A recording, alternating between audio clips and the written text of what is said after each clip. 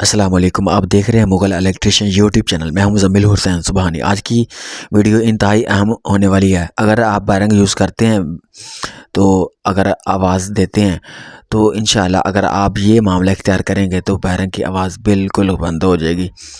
تو یہ ٹائم بھی کیسے نکالیں گے؟ سب سے پہلے آپ نے کرنا یہ ہے کہ بیرنگ کے اوپر آپ نے اس طرح سماد لگا لینی ہے، ٹھیک ہے۔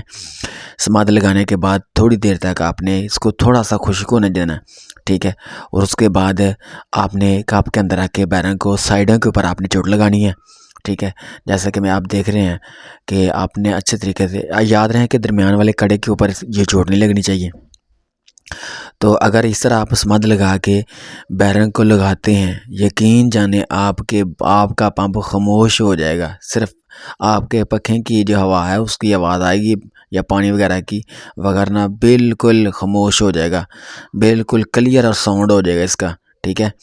تو اس طرح آپ دونوں کپوں کو اس طرح آپ بیرنگوں کو کپ کے اندر جو ہے اس طرح آپ نے لگانا ہے سماد کے ساتھ۔ تو اس کے بعد آپ نے ایسے کرنا ہے۔ دوسری جو اہم بات ہے کہ وہ آپ نے جو روٹر ہے یہاں سے بیرنگ اتارے ہیں، اس روٹر کے جو جگہ کہ جہاں سے بیرنگ اترا ہے تو اس جگہ پہ آپ نے ریگمل اچھے طریقے سے لگانا ہے، ٹھیک ہے۔ اتنا زیادہ نہیں لگانا کہ بیرنگ لوز ہو جائے، ٹھیک ہے۔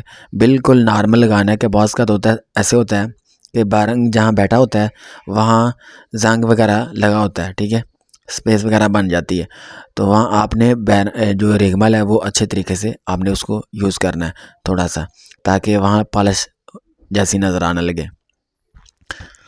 اور اس کے بعد آپ نے ایسے کرنا ہے کہ آپ کے پاس اگر موبلائل ہے تو بہترین عمل ہے، تو آپ نے موبلائل جو ہے دونوں سائڈوں کے اوپر لگا لینا ہے۔